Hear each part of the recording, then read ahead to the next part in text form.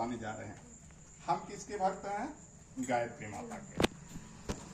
तो गायत्री माता को जब हम भारत माता की झंडा फहराते हैं तो भारत माता और गायत्री माता एक नजर आती है। भारत माता तो सिर्फ भारतवासियों के लिए है, लेकिन गायत्री माता तो नीचे ऊपर 14 भुवन की माता है, समझिए ना। पूरे ब्रह्मांड की माता है, चर अचर अखिल जगत की माता है। लेकिन भारत माता तो सिर्फ भारतवासियों की है। तो मैं भारत माता और गायत्री माता में एक रूपता किस लिए देखता हूँ, और भारत माता की जो तिरंगा झंडा है खास करके उसमें गायत्री माता का हमको नजर आता है। जो जिसका भक्त होता है ना उसको सारा दुनिया उसी ढंग से नजर आता है। क्योंकि तुलसीदास जी ने लिखा है, सिया राम में सब जग जानी, करो प्रणाम जोरी पानी। क्योंकि वो सिया राम के वक्त तो पूरी सृष्टि उनको सिया राम दिखाती है और हमको पूरी सृष्टि में गायत्री दिखती है। जब हम झंडा फहराते थे, कुछ दिन हम भी प्राइवेट स्कूल चलाते थे, तो जब भी झंडा फहराते थे तो हमको उस पर गायत्री माता नजर आती थी। और झंडा में हमको लगता था झंडा बनाने वाला गायत्री माता का भक्त रहा होगा। आवाज इसमें पूरा पड़ता तो हमको कैसे लगता था, सो देखिए मेरी व्याख्या तिरंगे से गायत्री माता के कैसे तुल्य होता है आपको भी बताता हूँ। तिरंगा में 3 रंग है ना, केसरिया, सफेद और हरा। गायत्री माता 3 रूपों में विभक्त हो गई। गायत्री माता जब आदि शक्ति एक थी तो ब्रह्म की इच्छा पर कि माँ तुम एक हो, हम 3 हैं ब्रह्मा विष्णु में, तो 3 रूप में आ जाओ। तो माता भी 3 रूप में आ गई, तो सरस्वती, लक्ष्मी और काली। तो हम सरस्वती को जोड़ देते हैं। गायत्री माता का जो सरस्वती रूप है तिरंगे की सफेद हो, जो उजला पट्टी है उसमें हमारी सरस्वती माता बसती है। क्योंकि सरस्वती का वस्त्र जो है ना सफेद होता है। अब लक्ष्मी को जोड़ देते हैं हम हरी वाली पट्टी से, क्योंकि लक्ष्मी भले ही फोटो में लाल वस्त्र पहनती है लेकिन लक्ष्मी हरियाली की प्रतीक है। पूरे धन धान सुख समृद्धि जो है ना वो हरे रंग से ही संभव है।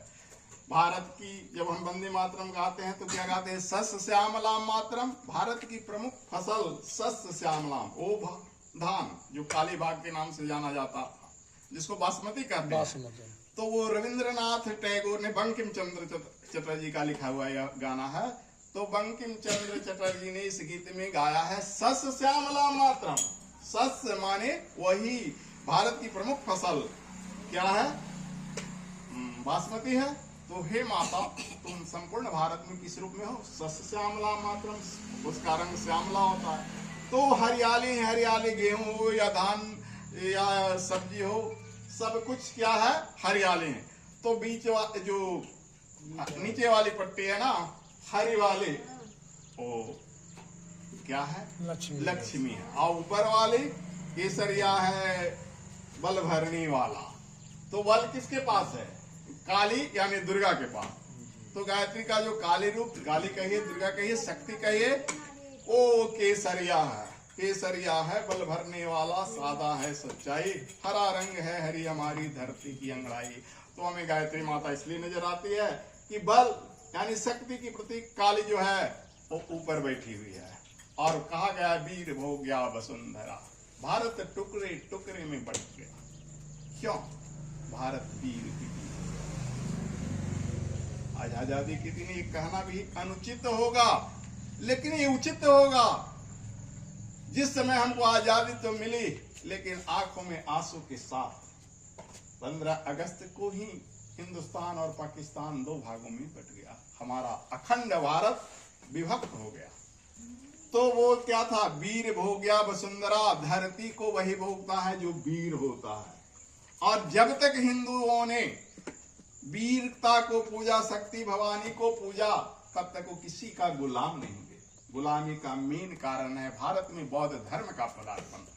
जब बुद्ध धर्म आ गया तो कायर राजा जो लड़ना नहीं चाहते थे वो क्या बोलते थे? बुद्धम शरणम गच्छामि। जिसके पास शक्ति नहीं होता था, जो बीजविहीन होते थे, क्या कहा कृष्ण ने अर्जुन से? अरे नपुंसक, भगवान ने अर्जुन को गाली दिया, मां क्लैवम पार्थम। गीता में कहा है तुम नपुंसक हो जो धनुष्वान छोड़ दियो। सबसे बुरा गाली है पुरुष को नपुंसक होना। और सबसे खराब गाली भगवान ने किसको दिया? अपनी जो उनका बहनोई लगता था भी, जो उनका मित्र भी था, जो उनका सखा भी था और भक्त भी था, उस अर्जुन को। अर्जुन को जब पूरी गीता सुनाया तो अर्जुन कहता है करिष्ये मा वचनम तवा, हे भगवान मैं आपका वचन का पालन करूंगा, मैं युद्ध करूंगा, क्योंकि क्षत्रियों का धर्म होता है, वीरों का धर्म होता है युद्ध।